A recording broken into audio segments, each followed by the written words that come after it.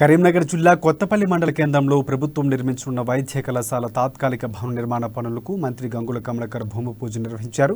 ముఖ్యమంత్రి కేసీఆర్ చొరవతోనే కరీంనగర్కి ప్రభుత్వ మెడికల్ కళాశాల మంజూరైందని మంత్రి తెలిపారు. ప్రస్తుతం తెలంగాణ సీడ్ కంపెనీ స్థలంలో నిర్మాణాలు చేపట్టబోతున్నామని, వచ్చే విద్యా సంవత్సరం నుంచి 100 మంది విద్యార్థులకు అవకాశం కల్పిస్తామని తెలిపారు.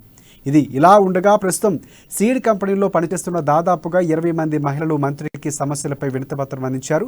మెడికల్ కాలేజీ ఏర్పాటు చేస్తే తాము ఉపాధి కోల్పోతామని, నూతనంగా నిర్మించే మెడికల్ కళాశాలలో తమకు కూడా అవకాశం కల్పించాలని వారు కోరారు.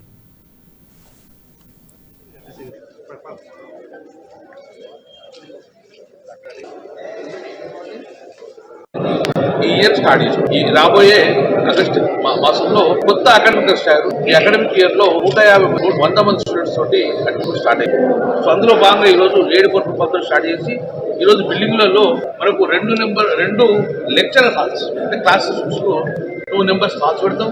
తర్వాత ఒక central library and department of anatomy important మన మెడికల్ కాలేజ్ అనాటమీ కాబట్టి department of anatomy building, department of biochemistry, department of psychology, physiology, department of physiology